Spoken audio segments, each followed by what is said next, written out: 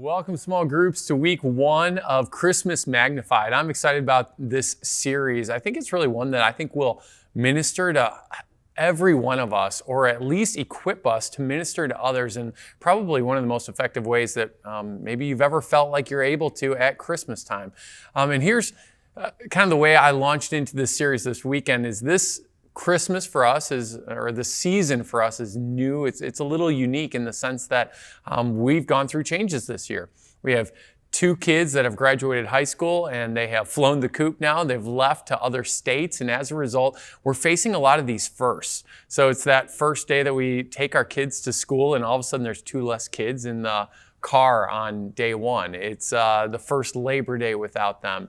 It's the first band and choir concerts where I used to always have someone in everything, and now I'm sitting there and I'm twiddling my thumbs on some of the bands and choirs when I don't have a kid in those things because two of my kids are no longer participating in those. It's the first time when I went to buy Halloween, or pumpkins at Halloween time, and I bought 7, and it felt a little surreal. It's just kind of funny. This is our first Thanksgiving this year without all of our family together.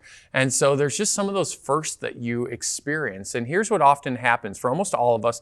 Life has changes year to year. And what Christmas time has a tendency to do is it has a tendency to magnify your realities or our circumstances or what we're facing. Many of us are facing a first Christmas with either maybe a slightly different reality.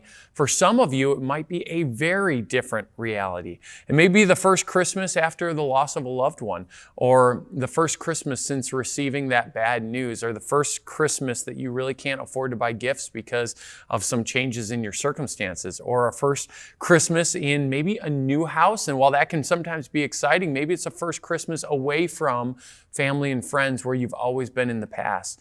Maybe it's a first Christmas since a child has moved out, or a first Christmas since a relationship in your family has gone fractured in some way and something's kind of gone awry. Maybe it's the first Christmas since that diagnosis. But whatever your first is, all of a sudden Christmas arrives, and it just has this tendency to seem to magnify our lives. It magnifies our emotions and our circumstances, our insecurities, and our realities. And so what I want to do during this whole series is just say, how is God going to meet us in kind of this unique season of what Christmas seems to do, which is magnify different things. And so for us, if Christmas time magnifies my reality, and maybe you don't like your reality right now or what you're staring at, what could help bring peace to your situation or your circumstance? And this week, what I did is I looked at really just the story that all of us know, which is the story of Mary and Joseph, and really kind of not just a single moment, but that first year of their relationship, if you will. And I kind of put it into a book format. If I was writing chapters over the book of that year over their life, it really would have been a very difficult year. And I'm not going to unpack all of it once again here in our small group video, but if you were here this week, you heard about kind of my chapter titles over each season of maybe that story of the first year of their Christmas, okay? Their first Christmas of what it's coming up to. That was not a fun year for them. It might have began with chapter 1, a scandalous circumstance, which was that Mary's pregnant outside of wedlock, and now they're having to tell Mary's parents, Joseph's parents, and it's spreading around town. Chapter 2, a season of disgrace would have been, pregnancy's not immediately, it doesn't just happen and it's over. It's like a 9-month process.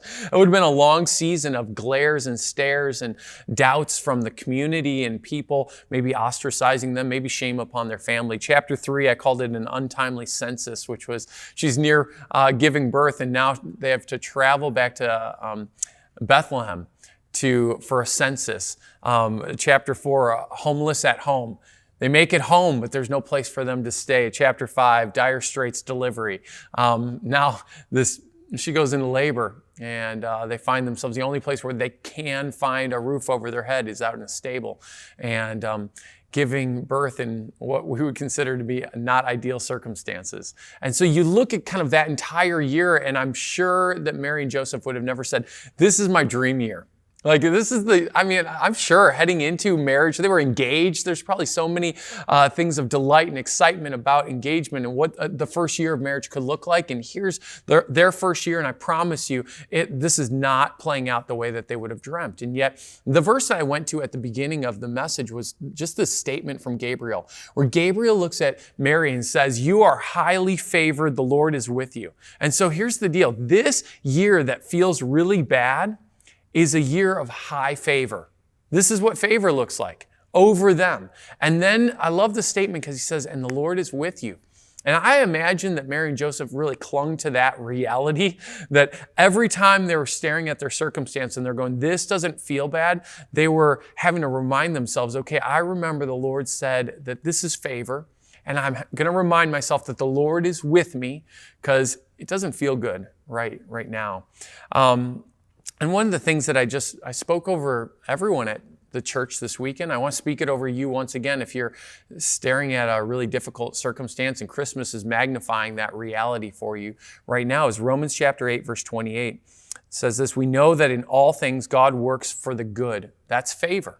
"For the good of those who love him, who have been called according to his purposes." And so is it possible that God is writing a story of salvation in the midst of your suffering? Is it possible that he's actually working in your circumstance for your good? And I imagine that there are some of you in your small groups that you're looking at this year and you're saying, there are a lot of tough firsts that I'm facing, or my reality is being magnified and it doesn't feel so great. And so as I just kind of set you up for a conversation, think about maybe answering this question in your small groups today. What about your reality or your circumstance is being magnified this Christmas for you? Is there anything this Christmas that you feel is going to be really tough for you to face for the very first time? And so just share that with one another. And then before you leave, before you end, please don't just say, "All right, we'll pray for you," but actually take time in your small groups today to actually pray for each other. And might I challenge you to just consider doing this. Declare God is working in your situation. Declare that over one another. Declare that he's working for your good, that he is with you this Christmas. And so I just pray that you guys have a really actually encouraging conversation as you share what might actually be some tough things that you're facing this Christmas. But God is with you. He's working for your good. So be blessed. Enjoy your time together. And we'll see you guys next week.